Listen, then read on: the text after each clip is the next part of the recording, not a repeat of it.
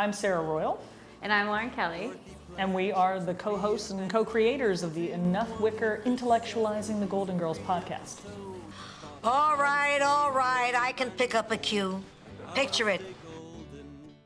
And don't forget my mom. So I called my mom, and I was just like telling her, I was like becoming friends with my coworkers, blah, blah, blah. And I was like, oh, also one of my new coworkers really loves the Golden Girls. And my mom was like, okay. And I was like, no, she likes it as much as me. And my mom was like, wow, I'm really happy for you. And I was like, thank you. You texted me, you go, my mom's really proud of me or happy for me and your golden brain or something like that. It was very cute. I think I'm basing this on the bar we were going to, which had hot dogs. And I feel like it could have easily been like, oh, ha, ha, hacienda, ha. Like, which I would have thrown out and never, it would have just been a weird thing that I said. Never would have expected, anybody to pick up on it. Lauren's just talking. But I'm not going to not say that. I have to. I think what's funny is that, we obviously got into this just for fun for us, but you had a comment a while ago where we were talking about how, we both knew that we were the great partners for this thing because we would both be in it 100%. And you were basically you asked me to do let's do the pilot episode, and I was just yeah, we're going all the way to season 7. There's no way. So and that was already there, but then yes, these extra things the pieces of getting some, writing articles, all of the social media empire and all of the fun relationships you've made there, hilarious. It's amazing. So it's just you're so good at that. We have these scholarly connections. We're writing a paper for an academic journal collection. We are speaking at a conference on witnessing and gender and language communication.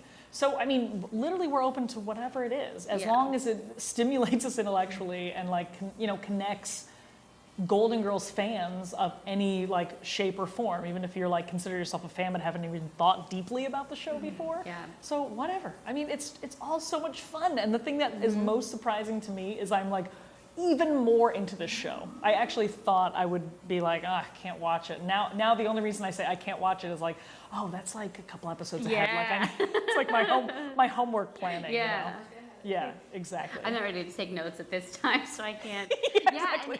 And the thing about going 100 is Sarah will be oh, I have an idea for this piece about humor in the Golden Girls, and I'm yeah, sounds great. And then 10 hours later, she's oh, here's a draft. Do you like it? And it's cited with academic sources, and she's found all of these articles about why these things make us laugh, and I'm yeah, I like that's the idea you had this morning, right? So it really, it's very fun to connect those things and come up with content, and if somebody would pay us to be Golden Girls experts, we're available. There you go. Deborah A. Macy, her paper is just about archetypes. It's about archetypes and juxtaposing how the Golden Girls did it, and living single and Sex in the City and all of these. And she, it's big, her entire field. And she's actually putting together a book where it's coming out, I believe, in early 2022 about projects in the pandemic and comfort and creativity and all of that. And she asked us to write a chapter, which was something that we never could have seen coming, but something we were so excited to do. The collection's called Persevering During the Pandemic, Creativity, Connection, and Communication, or something. Yes. So for me, so far, what's weird is that I don't misremember whole episodes, but I do misremember specific scenes, and scenes that are very famous, in the internet sphere, or even for casual fans. I forget that they are tacked onto a B story in a particular episode. Yeah. A visit from Little Sven. Completely forgot that the erotic, get it while it's hot, erotic bake shop is because Rose bought the Sven the cake. I sort of remembered it was a gift for somebody, and I couldn't pin it together, and just blew my mind that it was that episode. Yeah. It was really great. Oh, good. I got caught up at work and I barely had time to pick up this cake. I wanted to make Sven feel welcome. Rose, that cake is from the Get It While It's Hot erotic bake shop. Whoa! Why, Rose Nyland, why, that cake is in the shape of... Blanche, we know what it is. I thought it was in the shape of Florida.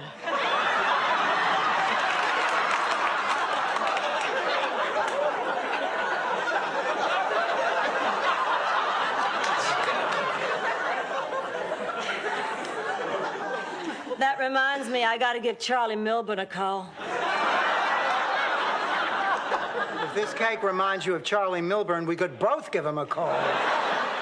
And we were like, oh, excited by the idea of actually watching every episode in order. Right, which I don't think I personally don't think I've ever done. I'm sure, I know that when I had the DVDs, like I would watch them, you know, like one disc at a time, but yeah, I don't think I've ever watched the series in order, and obviously there's no continuation at all, so it doesn't really matter, but like, it is fun to see, and it's fun to see the, you know, evolution from like what was on TV from the first season to the last season as it tried to... 92 has changed. Yeah, like was it tried to transition to like a 90s show. So... Yeah, exactly. And I think it just kept snowballing, and it was really exciting. Like, again, it was just a pet project for us, but especially like because we're both in like creative and researchy fields, it was really fun to then add on and do other sort of research in writing. So we had like exploring the types of humor in the Golden Girls for the website, you know, on our blog, Sophia's Purse. Exploring even just like more fun things, like all of the villains in the Golden Girls ranked, you know, of like who's best to worst kind of thing. Which was like such a fun, because we were like basically having a meeting, and you know, we got down to like, I don't know, the top 10 or something, you're like, how are we gonna rank these? It was very hard, but it was like a real serious intellectual conversation basically about like which indiscretions are worse, and like physical violence versus emotional abuse, and like, you know, that is not something that I think we were anticipating getting into when we were like, we're gonna do a Golden Girls podcast. Jeremy, like, you know, and that's the thing, like Jeremy, like viscerally gets me, right? Because of the character, because of the way he's played, etc. But we ranked Rex higher because he had physical abuse as well as emotional abuse. So it's like those are the kind of conversations that we had. So. Let me save everyone a lot of time here. My name is Frida Claxton. The tree is on my property, and I could care less if the city wants to cut it down. Now, look, 60 people live on that block, and all of them have signed this petition to save the tree. Concrete's cleaner. They'll get used to it. Mrs. Claxton, please. I also have pictures of the tree that I'd like you all to take a look at. You want to look at pictures? I've got pictures. Of her roommate, the human Slinky. Shut up, Claxton. Were there any other faces recognizable on those pictures? You shut up too, Ed. Stop wasting the taxpayers' money. Yank out that tree and start pouring cement. Mrs. Claxton, think about what you're doing. That beautiful old tree is 200 years old. How can you hate a living thing? I hate you. That's it. I have had all I'm going to take from you. Now, if you don't have the common decency to treat people like human beings, well, then I'm sure as hell not going to waste my time kissing your fanny. Now, if you don't like it, Mrs. Claxton, you just sit there and shut up while we have our say. And if you don't like it, just drop dead. Go on, Dorothy.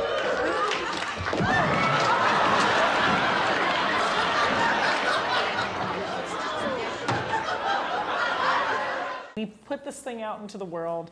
We knew we would listen to it, listenership of 2. We probably thought our moms would, listenership of 4. But like it's incredible the feedback that we've gotten for people who like really have enjoyed it and like listen along every week and like make funny comments on our Instagram and tweet back and forth with you, or even just say like a certain thing we mentioned was refreshing. Like that is eons beyond what I expected from this, and I think it's been incredible for me and for us. One of the most fun pieces of this has been finding new Golden Girls accounts on Instagram, like seeing what designs are popping up, you know, like seeing like what's going on YouTube, Golden Girls YouTube world, and like that has really been such a unexpected, pleasant part of this. Seeing the fashion coverage, like reading even the critical pieces of how the Golden Girls handled issues of race and politics. Where they come short. Everything like that. You know, there's so much, and I think being part of that and being immersed in it in a way that we weren't before, even just like as individual consumers, I think has been really, really fun. And we've gotten, you know, the interactions are so much better than I could have imagined.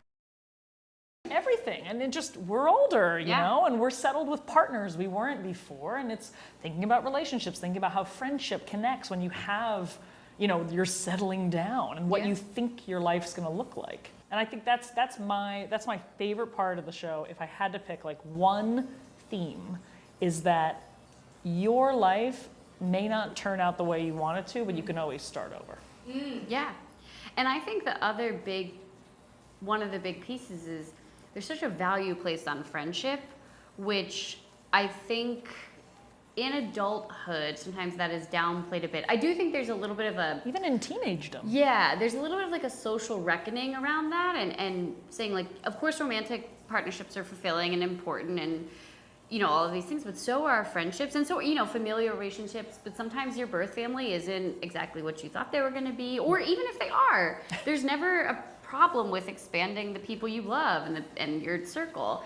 And so I think that the idea that friendship can be a present thread in your life and such an important thread in your life at this later time where, first of all, like, I think so many people don't even like to imagine themselves or can imagine themselves as an older person, to have that.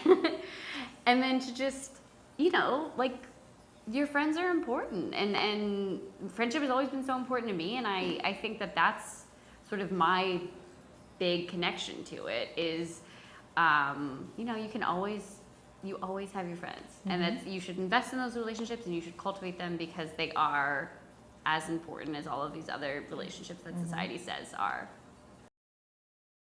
Michael is not 23 or even 33. I mean, really, it's like they hammer home. Every episode, she got knocked Yeah. up in high school. Hammer home. There's a baby there, Ruined and her there's life. there's not a story about loss. No. The baby was carried to full term. Who is the baby? The baby's Michael. And we had 38 years of marriage, and somehow he's a struggling artist at 23. Years later, And then he's 30. So what is it? Nicholas Miles. Who is he? He's in the Witness Protection Program. Then he's Samuel Plankmaker, which I love that scene so much. And then what are they gonna do? Phone? Yeah, screw him. Then he's Miles again. Why would you reintroduce girls? You know Miles. But I like it, so I allow it. Justice for Coco. Visit enoughwicker.com. Go to @EnoughWicker on Twitter, @EnoughWicker on Instagram. Yes. You know, can like us on Facebook. We're not as active there, but we do have a presence. Yeah, give a little thumbs up. Yeah. Yeah, we're available like on any podcast platform. So if you listen on Spotify or Apple Podcasts or Stitcher or what have you, and yeah, just either via social media or via enoughwicker.com, like drop us a line. Yeah, just like, you know, send some feedback if you enjoyed an episode or two, and yeah, just also create your own shit if you're passionate about it. Yeah. That's my big message.